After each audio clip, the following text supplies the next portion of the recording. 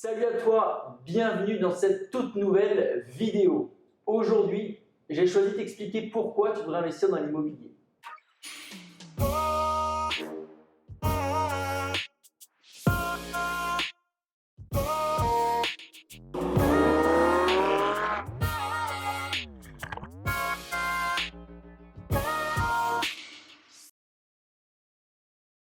Avant d'investir dans quoi que ce soit, c'est important de savoir pourquoi tu vas le faire. De nos jours, il y a plein de domaines qui rapportent. Tu peux investir dans la bourse, tu peux investir dans l'art, tu peux investir dans les métaux précieux, tu peux investir dans le vin même, tu peux investir dans les crypto-monnaies. Mais pourquoi choisir l'immobilier plutôt qu'un autre domaine? Alors avant ça, n'oublie pas de t'abonner tout de suite à ma chaîne YouTube ainsi qu'à mes réseaux sociaux Instagram et Facebook.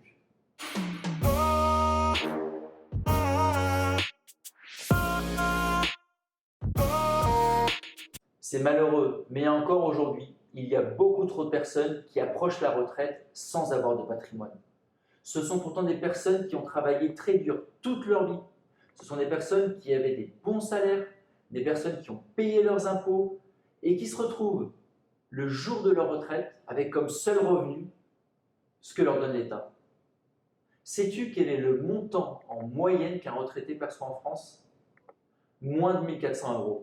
Et sur cette retraite, si la personne n'a jamais investi dans l'immobilier, il faudra donc forcément qu'elle paye un loyer, sachant qu'en France, le loyer moyen est d'environ 630 €, et ça c'est une moyenne nationale. À Paris, on est sur un loyer 3 fois plus élevé. Il faut aussi enlever les courses, forcément, l'essence, le téléphone, l'électricité, Internet, la télé. En fait, au final, il te reste strictement rien pour vivre. C'est pour ça que j'ai choisi de te faire cette vidéo. Avant même de penser à t'enrichir aujourd'hui, tu dois faire en sorte d'être en sécurité pour plus tard. Même si tu es jeune, tu dois y penser. Tu dois le prévoir et la seule personne sur qui tu dois compter, c'est toi. Il ne faut pas attendre. Tu dois te mettre à l'abri, tu dois investir dans l'immobilier le plus tôt possible. Alors, il faut savoir que l'immobilier reste en France une valeur totalement sûre. En 2008, même au plus fort de la crise mondiale, le marché immobilier ne s'est pas effondré.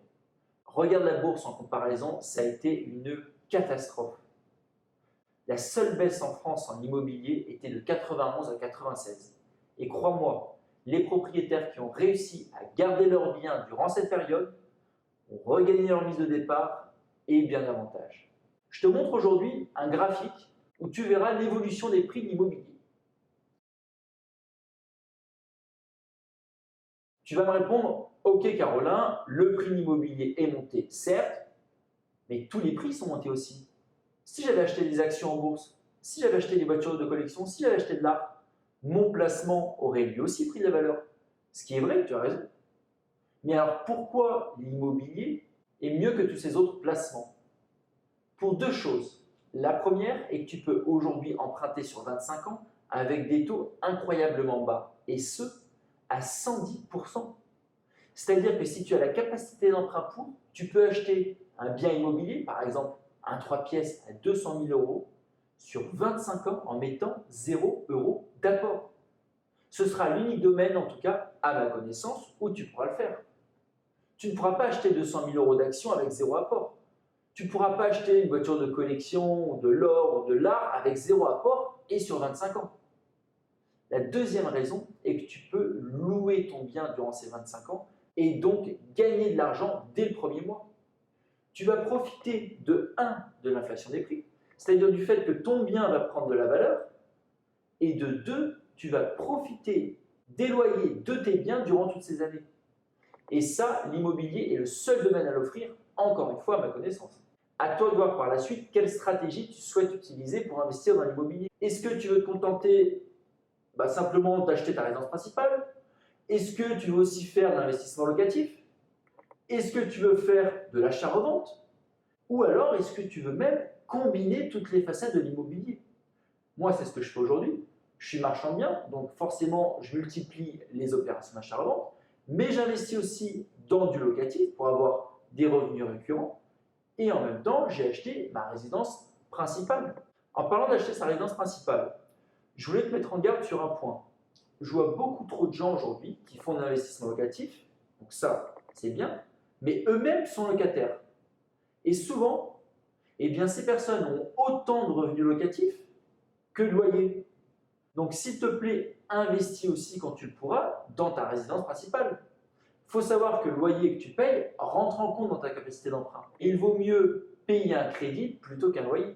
Alors, il faut savoir que si tu fais une bonne affaire sur la résidence principale et que tu décides de la revendre, tu seras exonéré d'impôts sur le bénéfice que tu feras. En parlant de résidence principale, on demande souvent combien de temps il faut habiter le bien pour qu'il soit considéré comme une résidence principale et donc être exonéré d'impôts. Sache qu'il n'y a pas de loi en France qui te dit tu dois habiter tant de temps dans le bien pour qu'il soit considéré comme ta résidence principale. Je te conseille personnellement d'y rester au moins 1 an et d'y habiter vraiment.